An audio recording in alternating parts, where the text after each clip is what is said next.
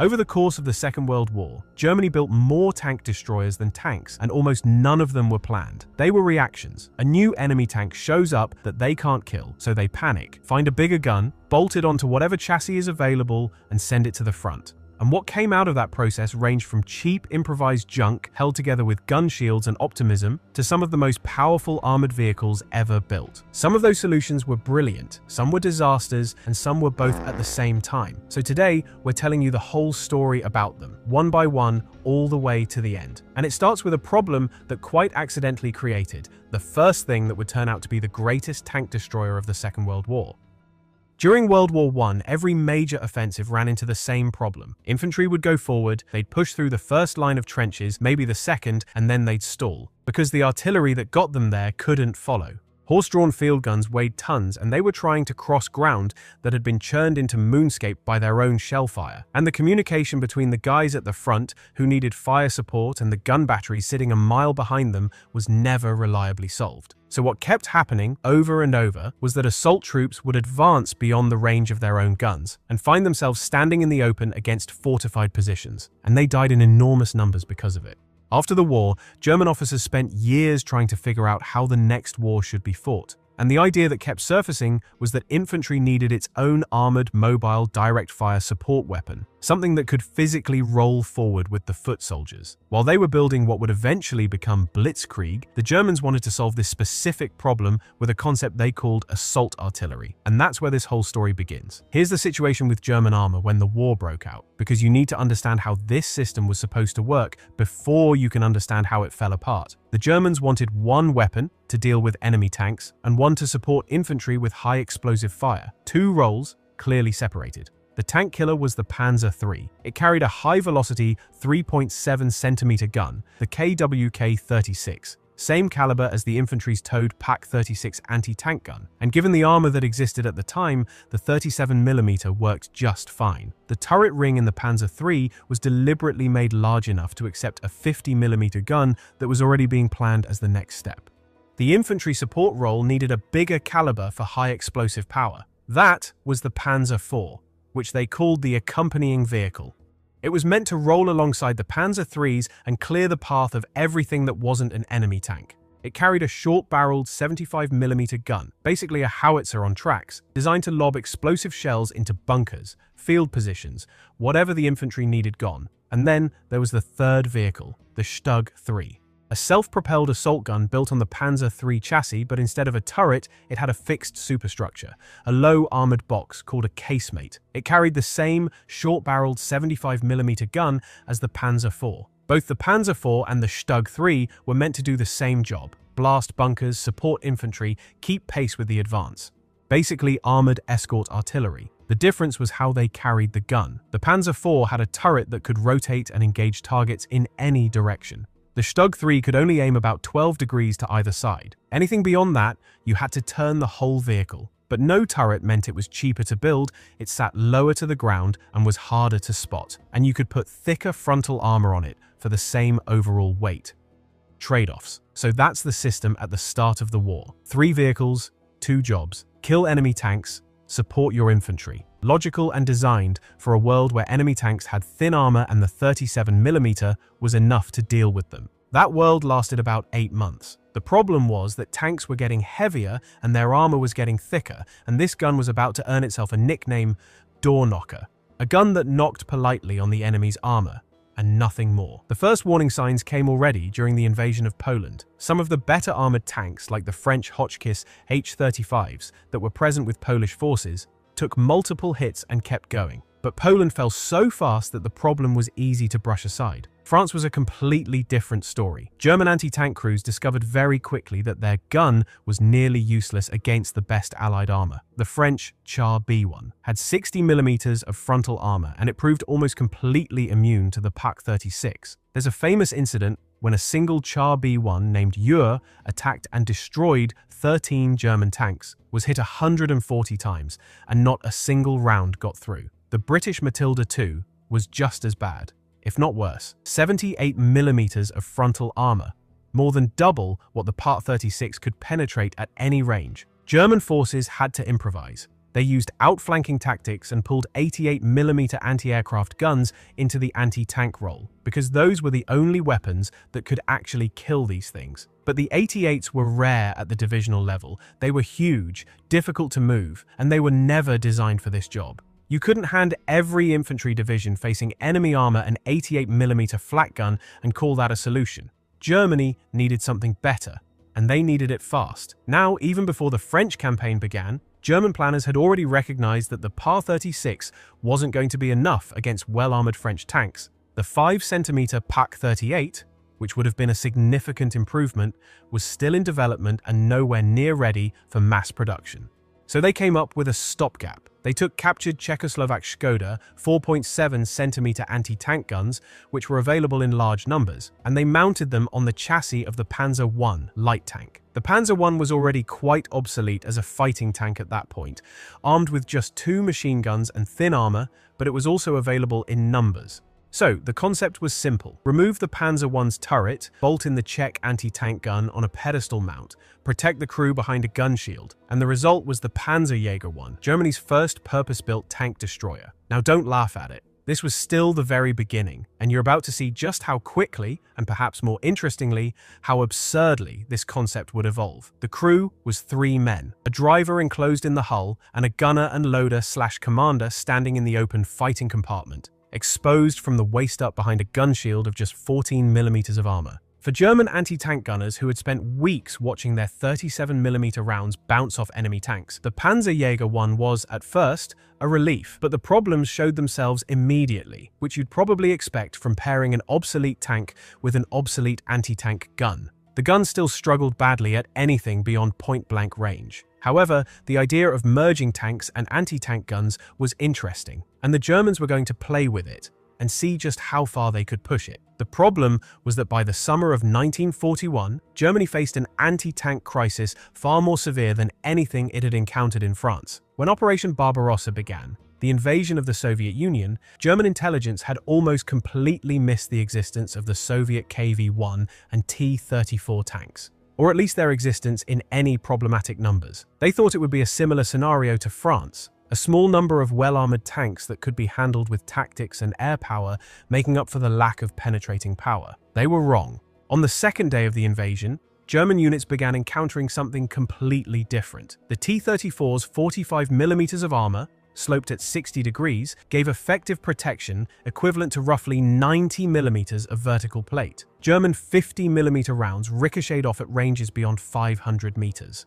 The KV-1 was even worse, 75mm of armor all around, and in some spots more, making it virtually immune to every standard German weapon. The 50mm gun, which was just beginning to replace the 37 on the Panzer III, was virtually useless from any angle against the KV-1. Soviet tanks were getting hit tens of times before something finally broke and made the crew bail out. There were numerous accounts of them advancing completely unfazed by anti-tank fire, destroying German tanks, driving over the anti-tank guns, and killing the crews with machine guns. It was a genuine shock, and the Soviet tanks were also in far greater numbers than the Germans had expected. So, here's what happened next. The 50mm was the absolute limit of what the Panzer III's turret ring could physically accept. By 1942, the Panzer III was a dead end as a fighting tank. It would continue in production for a while, and the final version ironically mounted the same short-barreled 75mm howitzer that the Panzer IV was getting rid of, essentially swapping roles and becoming an infantry support vehicle instead.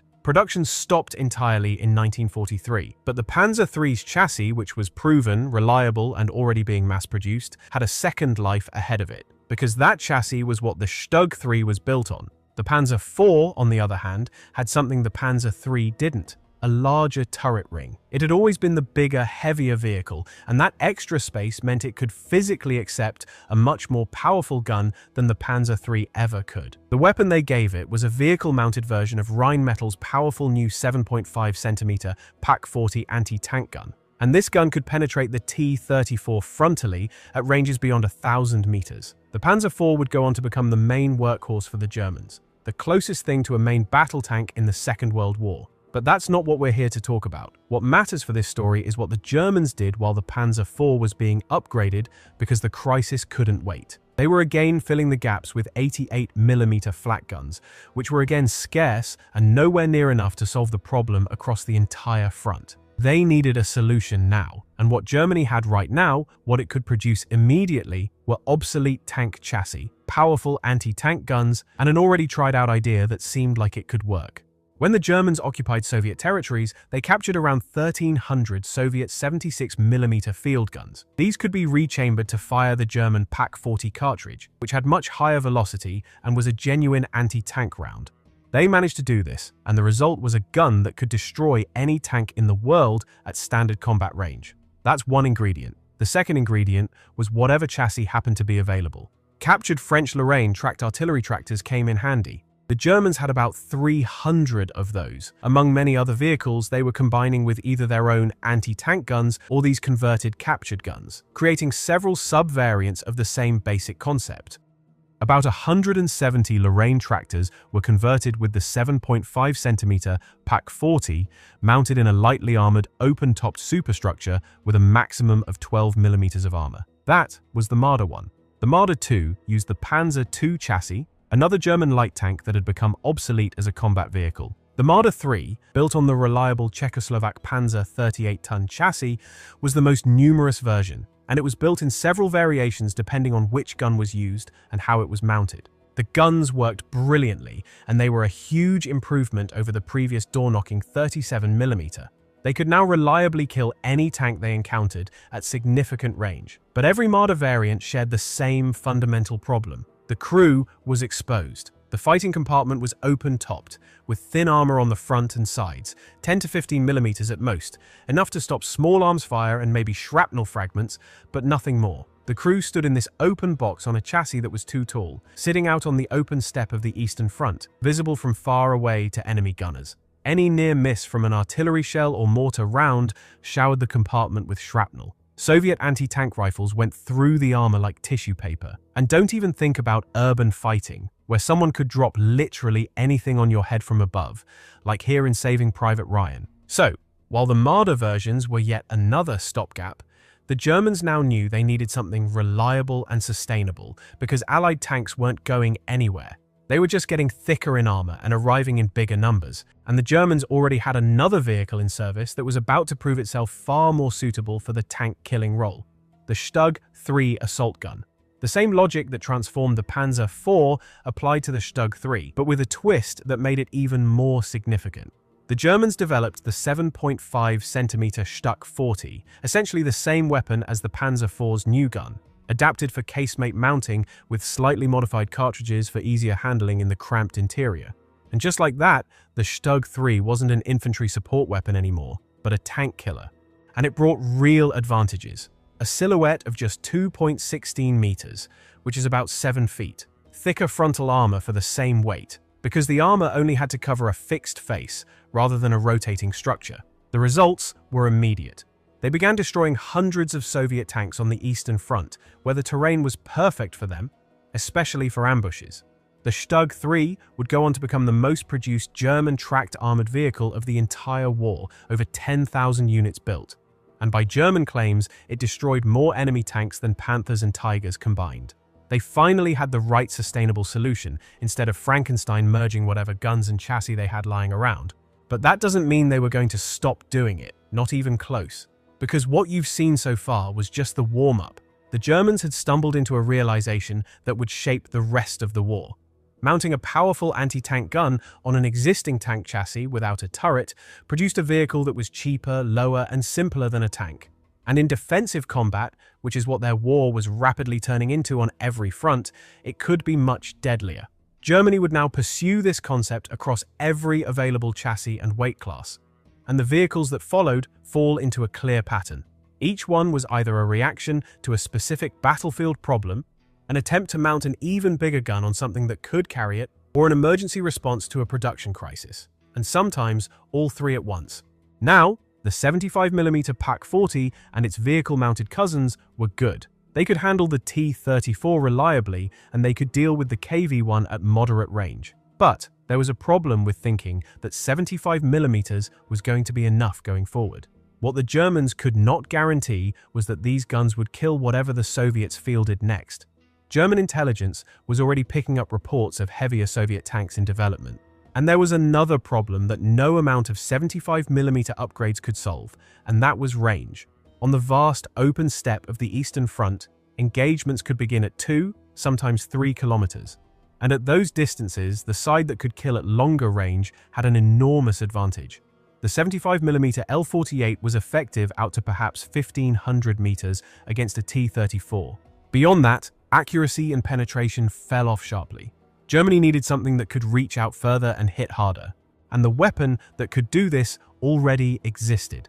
It was the 8.8cm flak gun, the famous 88, the same gun that had been killing tanks since the Spanish Civil War and had proven itself the most feared anti-armor weapon in every theater where it appeared. The Germans already knew what this caliber could do. The question was how to get it onto a mobile platform in a form that was actually designed for anti-tank work from the ground up. The weapon they developed was the 8.8cm PaK-43 L-71, a dedicated anti-tank gun derived from the Flak 41, but with a longer barrel and higher muzzle velocity. With a muzzle velocity of over 1,000 meters per second, firing armor-piercing rounds, it could penetrate 190 millimeters of rolled steel at 1,000 meters, using tungsten-cored ammunition. It could kill any tank in the world, from any angle, at ranges exceeding 2 kilometers. Nothing was safe from this gun. The towed version entered service in 1943, but it had a serious practical problem. It weighed over 4 tons. It required a large crew. The troops nicknamed it the barn door because of its massive gun shield. Getting it into a firing position quickly under combat conditions was just impossible. You can have the best anti-tank gun in the world, but if you can't move it to where it needs to be and get it set up before the enemy is on top of you, it doesn't matter. So the obvious solution was to put the PaK-43 on a self-propelled chassis. And that is exactly what happened, but not in one clean, rational way. It happened in multiple different ways, on multiple different chassis, driven by different requirements, different political pressures, and different levels of desperation. The result was an entire family of 88mm armed tank destroyers that ranged from brilliant improvisations to engineering masterpieces to catastrophic failures. And sometimes, honestly, all three at once in the same vehicle. But before we get to any of those vehicles, there's something you need to understand about the gun itself, because it causes confusion to this day. And if you don't get this straight now, nothing that comes next will make full sense. When people hear German 88, they usually think of one weapon, one gun. In reality, there were two completely different 88mm guns, and the difference between them was enormous. They shared the same caliber, the same 88mm bore diameter, but that's where the similarity ended. They used different ammunition. They had different barrels, and one was far more powerful than the other. A Tiger I crew could not use the ammunition from a Nashorn or a Jagdpanther and vice versa. So here's how this actually breaks down, and it's simpler than it sounds, believe me. The first 88 was the famous Flak 18, the anti-aircraft gun that had been around since the early 1930s. When it came time to arm the Tiger I heavy tank, the Germans adapted this anti-aircraft gun to fit inside a turret. The result was the 8.8cm KWK-36, and the key detail is the cartridge it fired. The brass case that held the propellant powder was 571mm long. So, this is the 88x571 cartridge. That's the Tiger I's gun. That's the Flak 18 lineage. And now, here are the tank destroyers that were armed with the PaK-43. Each one a different answer to the same question, which was how do you make this thing mobile and get it to the front? And then there's one vehicle you're going to hear about that carried something even more extreme. Something that made even the PaK-43 look moderate. The first attempt to make the PaK-43 mobile was the Nashorn, and it came together with the kind of speed that only wartime urgency produces. A properly armored tank destroyer on a heavy chassis was still far away from production. They needed something now, built from whatever was available, and by now you can probably predict the formula. The solution was to take the recently developed Geschützwagen 3/4 chassis, which was a hybrid platform that combined components from both the Panzer III and the Panzer IV, and mount the PaK-43 on top in an open-topped fighting compartment. The vehicle was initially called the Hornisse, meaning hornet. Hitler later renamed it Nashorn, meaning rhinoceros, because apparently he got to name things. What rolled off the line was, by any honest assessment, a compromise. The gun was magnificent. It could destroy any Allied tank at ranges well beyond what the enemy could effectively return fire. But everything else about the vehicle existed purely to carry that gun with the minimum possible weight and complexity. The armor was just 10 to 15 millimeters on the superstructure. The crew stood exposed from the waist up, and the vehicle sat tall on the battlefield with a high, visible silhouette. The same problems, basically, as the Marders. They'd already seen what happened when you put men behind a thin gun shield on open terrain, and here they were doing it again, just with a bigger gun, and the results followed the same pattern. At long range, on open ground, the Nashorn was lethal. Its crews destroyed hundreds of Soviet tanks, with confirmed kills at extreme distances, like a T-34 knocked out at over 4,000 meters. And there's a well-known incident among military history circles, the Pershing kill in Cologne, March 1945. A Nashorn destroyed the only M26 Pershing deployed in Europe at that point, at close range. So the gun did its job. But the moment anything got close, the moment artillery started falling or aircraft appeared overhead, those thin walls and that exposed fighting compartment weren't signaling a great day for the crew. So the next attempt went in the opposite direction entirely, to the other extreme. If the Nashorn's problem was too little armor, then the Ferdinand would have armor like nothing else on the battlefield, and the result would prove that too much of a good thing could be just as bad. The story of the Ferdinand doesn't actually begin with a tank destroyer requirement, but with a tank competition. When the Germans were deciding what would become the Tiger I, two companies submitted competing designs, Henschel and Porsche. And to keep it short, Henschel's more conventional approach won, because Porsche's design used a gasoline-electric hybrid drivetrain that was simply too fragile and complicated for mass production. It worked on an interesting principle where gasoline engines drove generators, which provided power to electric motors that actually turned the tracks. Elegant in theory, and genuinely interesting from an engineering perspective. But in practice, it was a nightmare. Unreliable, prone to overheating, and essentially everything you don't want on a battlefield. But here's where the story takes a turn. Porsche, so confident they were going to win the contract, had already built 91 hulls and chassis before the decision went against them. And scrapping 91 nearly complete heavy tank chassis in the middle of a war was unthinkable. So the Germans went back to their use what you have approach, which by this point was practically a national doctrine, and converted them into heavy tank destroyers. A massive fixed casemate was built on the rear of the hull, housing the same Puck-43 as the Nashorn, but this time in a fully enclosed, heavily armored fighting compartment. The vehicle was named Ferdinand, after its designer, and Hitler wanted them ready for the summer offensive at Kursk, and every effort was made to meet that deadline. What came out of the factory was, by the numbers at least, an incredible machine. The Ferdinand weighed between 65 and 70 tons, making it one of the heaviest armored vehicles in service anywhere at that time. The frontal armor was staggering. The original Porsche hull already had 100 millimeters of frontal plate, and an additional 100 millimeter plate was added during the conversion, giving it 200 millimeters of frontal protection. No Allied tank gun in service in 1943 could penetrate this at any range, and the gun could do everything the Nashorns could do. On paper, nothing else in the world could match it. In reality, it was a catastrophe waiting to happen. That same gasoline-electric drivetrain that failed during the Tiger trials worked no better under the stress of actual combat. The engines overheated in the summer heat of the Russian steppe, and Ferdinand became known pretty quickly as one of the most unreliable vehicles the Germans ever put into the field. It didn't even have a machine gun, no close defense weapon of any kind. You've built a 70-ton armored box with 200 millimeters of frontal steel, and if enemy infantry walk up to it, the crew has nothing to fight them off with except opening the hatches and shooting back with personal sidearms, which rather defeats the purpose of sitting inside a heavily armored box in the first place. On top of all that, every bridge crossing was a gamble with a 65-ton vehicle that most structures were never designed to carry. Every patch of soft ground was a potential trap, and if you did get stuck, no recovery vehicle in the German infantry could pull you out. A broken-down Ferdinand in the field was, more often than not, a Ferdinand you were never getting back.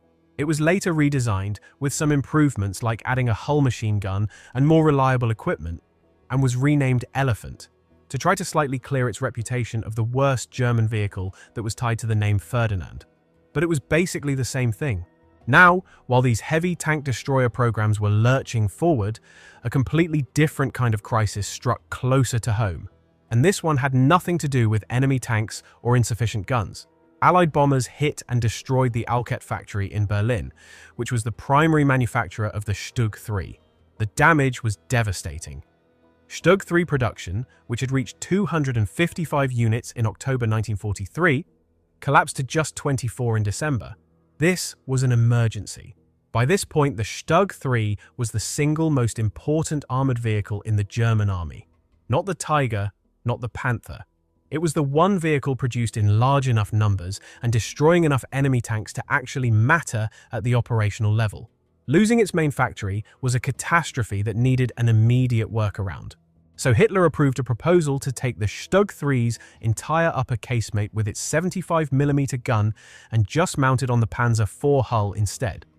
Krupp was already building Panzer IV hulls, so the switch was relatively fast. The result was the Stug 4, a vehicle that was never planned or part of any long-term design strategy and existed purely because a bomb hit the right factory at the wrong time. About 1,100 ended up being built by the war's end. On the battlefield, it performed essentially the same as the Stug 3. Same gun, same role, same effectiveness, just sitting on a different hull. Not the most exciting part of this story, but a perfect example of how much of Germany's war production was driven not by strategy, but by whatever emergency needed solving that week. If you're wondering how to tell the two apart visually, the easiest way is the road wheels. The Stug 4 had 8 per side from its Panzer IV chassis, while the Stug 3 had 6. So now we get to something different. The Jagdpanzer IV was not an improvisation. It wasn't a political accident like the Ferdinand. It wasn't an emergency workaround like the Stug 4. The Jagdpanzer IV was the first German tank destroyer designed from the very beginning as a purpose-built, fully enclosed, low-profile tank-killing machine on a medium tank chassis. And it incorporated every lesson learned from 2 years of combat with Stugs, Marders, Ferdinands, and Nashorns. Everything that went wrong with those vehicles informed this design. The result was, by most accounts, an excellent fighting machine.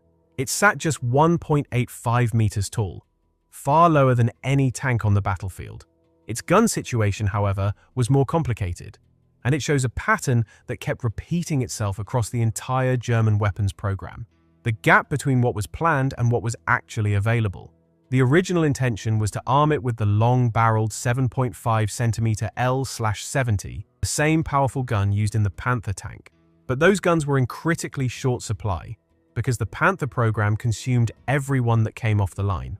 So the first Jagdpanzer IVs rolled out with the same gun as the Stug 3, while waiting for availability to catch up. And Hitler became so taken with the Jagdpanzer IV concept that he wanted to stop Panzer IV tank production entirely and switch every single chassis to Jagdpanzer IV production instead. But he was then convinced by the generals not to take away the only tank with a turret that actually worked and could be mass-produced. It saw extensive combat from the spring of 1944 onward on both the eastern and western fronts, and it was generally well regarded by its crews.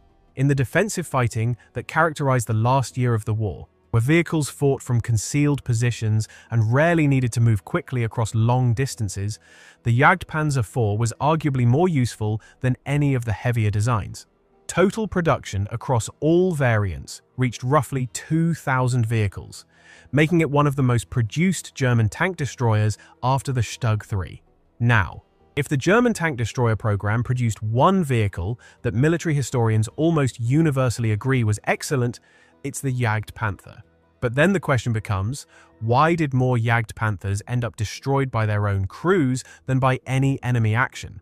It combined a powerful gun, good armor, and the mobility of the Panther tank chassis into something that was, on those rare occasions when it actually worked and was available in sufficient numbers, almost unbeatable on the battlefield.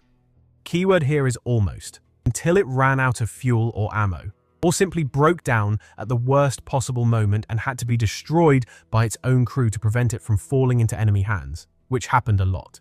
The Jagdpanther came into existence while the Germans were trying to find the right platform for the Pak-43, and someone realized that the Panther hull might actually be the perfect match.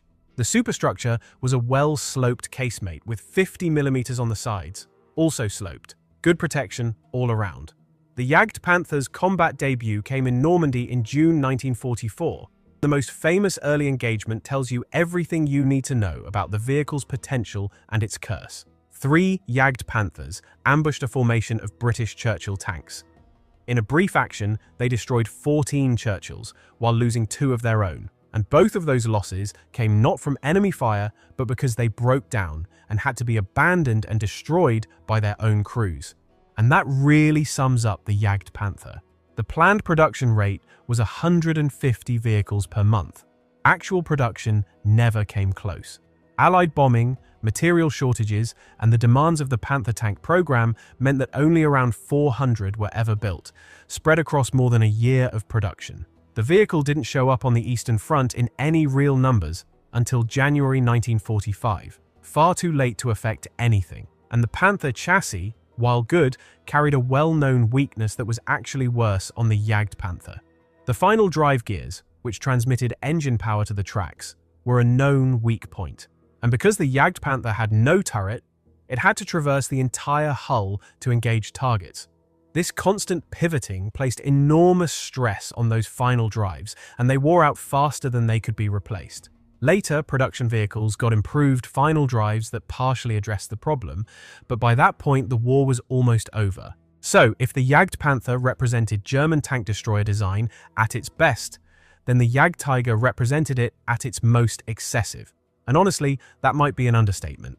This was the heaviest armored fighting vehicle to see operational service in the Second World War, and it was the only German tank destroyer that had nothing to do with either the 75mm or any version of the 88. Remember when I said there was one vehicle carrying something even more extreme? This is it. The Jagdtiger carried the 12.8cm PaK-44, a weapon originally developed as a naval gun and adapted for anti-tank use. The gun was enormous. The barrel alone was over 6 meters long. It fired 2-piece ammunition, meaning the projectile and the propellant charge were loaded separately, which required 2 loaders and slowed the rate of fire considerably. But the penetration was staggering. It could defeat over 200 millimeters of armor at 1,000 meters. There was simply no Allied tank in existence or even in development that could survive a hit from this thing at any combat range. The gun was too heavy for anything smaller than the Tiger II chassis, and even the Tiger II chassis had to be extensively modified to carry it. Production began in July 1944 and continued through March 1945, but actual output was pitiful. Between 70 and 88 vehicles were completed, depending on which records you trust, and the weight was the core of every problem the Jagdtiger ever had. It weighed about 72 tons, powered by the same 690 horsepower Maybach engine that already struggled to move the 45-ton Panther. The gun, for all its power, created its own problems in practice. That massive barrel had to be locked in a travel position during any movement, because the vibration of driving would damage the elevation mechanisms and throw off the gun's calibration. But the travel lock could only be engaged and disengaged from outside the vehicle. So, if a Jagdtiger was moving to a new position and encountered enemy forces unexpectedly, the crew could not fire until someone climbed out in the middle of a combat zone and manually unlocked the gun. The Jagdtiger's combat debut came on the 4th of January 1945 during Operation Nordwind, and the very first Jagdtiger to be lost in combat, vehicle number 134, was knocked out not by an enemy tank gun, but by a combination of bazooka rounds and shots from an M36 tank destroyer that hit the vehicle's thinner side armor. The crew was killed. 250 millimeters of sloped frontal armor didn't matter, because the threat came from the side. And that points to what was perhaps the biggest problem of all: the quality of the crews. By late 1944, experienced tank crews were dead, wounded, or in captivity. The replacements assigned to Jagdtiger companies were mostly barely trained, unfamiliar with armored tactics and psychologically unprepared for combat. 250 millimeters of frontal armor is completely irrelevant if the crew doesn't know how to keep it facing the threat, and they often didn't. Roughly 80% of all Jagdtiger losses came not from enemy action, but from mechanical breakdown, fuel exhaustion, or abandonment by their crews. For every Jagdtiger destroyed by an enemy weapon, approximately 4 were destroyed by their own crews to prevent capture. And this just kept happening, over and over. A Jagdtiger would begin moving toward a combat position, break down en route, prove impossible to tow or repair under field conditions, and be demolished by its own crew. Now here's the huge plot twist, but probably not what you expected. After all of that, the final vehicle in this story is the opposite of everything that came before it. The Hetzer was small, cheap, and simple. It was produced in large numbers. And surprisingly, it actually worked. By the final months of the war, it had become arguably the most important tank destroyer in the German inventory. Not because it was the best, but because it was the one they could actually build. The Hetzer's origin connects directly back to the same crisis that produced those improvised tank destroyers at the beginning of this whole story. Factories getting obliterated by Allied bombing, and the Germans desperately needing to field something to fight the advancing Allied armor. So they went back to the same approach they'd started with, pairing whatever was left. Instead of using the Panzer 38T chassis for open-topped Marder 3 production, the new vehicle would be fully enclosed with sloped armor, a low profile, and the same 75mm gun as the Jagdpanzer IV and the Stug 3. The official designation was Jagdpanzer 38. The name Hetzer was never official, but it stuck, and today it's universally known by that name. The vehicle that came out of this stood just 2.1 meters tall and weighed about 16 tons, making it smaller and lighter than most of the medium tanks it would face. The frontal armor was 60 millimeters, set at 60 degrees from vertical, giving it respectable protection from the front. But side armor was only 20 millimeters, which meant a hit from almost anything on the side or rear would go straight through. The crew of 4 sat in a cramped interior arranged in a row along the left side of the vehicle. And when I say cramped, I mean appallingly cramped.